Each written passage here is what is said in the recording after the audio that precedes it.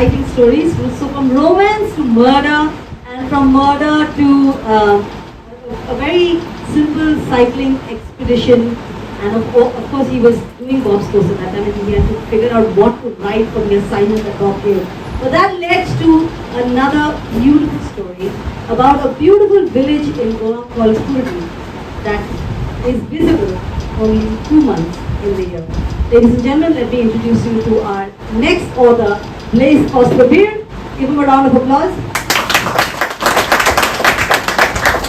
Born and brought up in Mumbai, Blaise graduated from the Mumbai University in Statistics and pursued a Master's in Business Administration at IMDR in Pune. As an executive assistant at India Containers, he established a factory in Aurangabad and received a scholarship for an MBA at the Asian Institute of Management in Manila. In 1985, he co-founded GMI Zarhak Molders, but I think many of you will be familiar with the Shakti water tank, which is synonymous with his company, a brand that is grown to be a reputable brand in its segment. Blaise has held very prominent positions in various associations and has received the Asian Institute of Management's Alumni Achievement Award in 2023. He is a visiting faculty member, serves on educational boards, and contributes often in the local newspaper, the O Herald.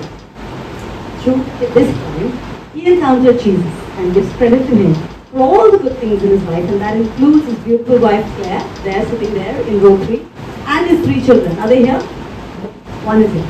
Alright, yes. So please, ladies and gentlemen, the third author I'd like to introduce you to, the author of Unseen, Blaise Costabir. Give him a round of applause. Good evening.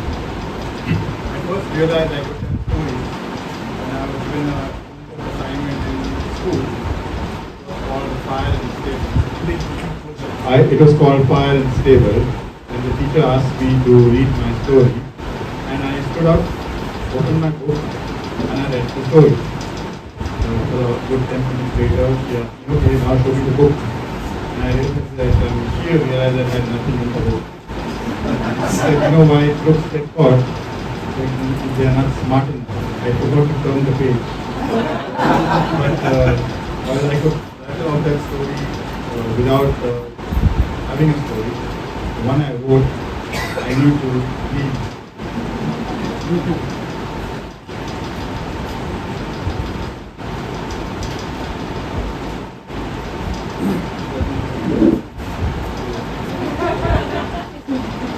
Unseen.